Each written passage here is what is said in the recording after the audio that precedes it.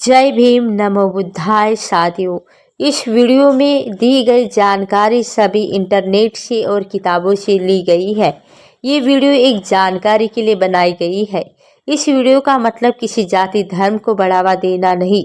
तो दोस्तों, बाबा साहेब आम्बेडकर और महात्मा गांधी के बीच हमेशा से ही वैचारिक मतभेद हुआ करते थे और दोनों की सोच बिल्कुल ही अलग थी। एक तरफ गांधी दलितों को हिंदुओं का हिस्सा मानते थे, तो वहीं बाबा साहेब आम्बेडकर का मानना था कि अगर दलितों की बराबरी का हक चाहिए तो उन्हें हिंदू धर्म से अलग करना होगा। उसके लिए एक विशेष अधिकार ही उनका उत्थान कर सकते हैं। तो दोस्तों, यहाँ तक कि ये मतभेद देश की आज़ादी के बाद भी जारी रहा था। एक तरफ गांधी जी चाहते थे कि देश के झंडे पर चरखा रहना चाहिए, तो वहीं बाबा साहब आम्बेडकर ने चरखे के बजाय अशोक चक्र को तिरंगे का हिस्सा बनने का प्रस्ताव रखा। लेकिन इस प्रस्ताव के बाद जो हुआ, ऐसा पहली बार हुआ। और जबकि गांधी जी की पूरी जीत के आगे बाबा साहेब आम्बेडकर की जीत हुई थी, या ये कहे ये पूना पैक्ट में गांधी जी की जीत की एक करारा जवाब भी था।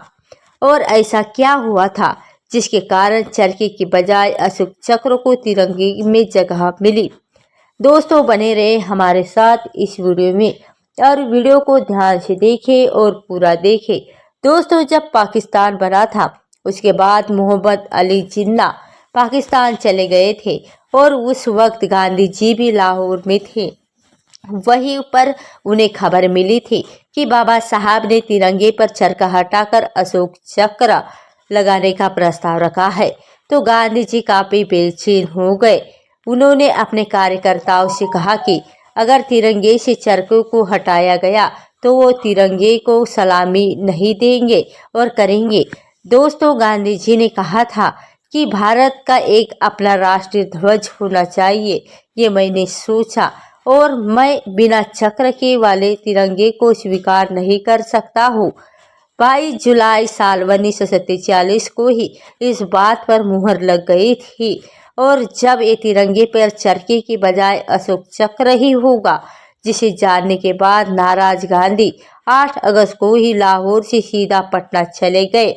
और जिसके कारण दरअसल 1947 में जब संविधान सभा में तिरंगे को लेकर चर्चा की जा रही थी, तब गैर कांग्रेसियों को ये बात स्वीकार नहीं थी कि तिरंगे के सफ़ेद रंग में चरखा हो। वह कहते थे कि चरखा वाला झंडा कांग्रेस जैसी राजनीतिक पार्टी का है, तो फिर उसे देश का झंडा कैसे बनाया जा सकता है। तब आम्बेडकर ने संविधान सभा में चर्चा के दौरान कहा कि तिरंगे को वैसा ही रखते हैं बस। लेकिन बाद में अशोक चक्र पर सहमति बनी, जिसमें 24 तिलियां थी और सभी तिलियों का अपना अलग अलग मतलब है, जो भारत की परंपरा, प्रभुता और ताकत के विभिन्नता का प्रतीक है, भारत के प्रतीक है। और दोस्तों, इसलिए तिरंगे पर अशोक चक्र को ही फाइनल किया गया था। दोस्तों, गांधी जी ने लाहौर में रहकर ही इस खबर को सुना था कि अशोक चक्र पर सहमति हुई और बनी रही है, जिसके बाद गांधी जी ने उन्हें बिना किसी परेशानी के स्वीकार कर लिया था।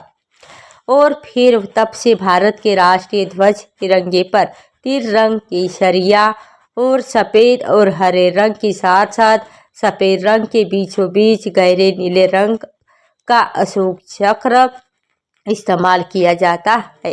तो दोस्तों, आपको ये जानकारी कैसी लगी हमें कमेंट बॉक्स में बताइए। और वीडियो अच्छा लगा तो अपने दोस्तों के साथ शेयर करके हमारे इस वीडियो को लाइक, सब्सक्राइब और हमारे इस चैनल को सब्सक्राइब अवश्य करें। और नीचे कमेंट बॉक्स में जय भीम जय भारत अवश्य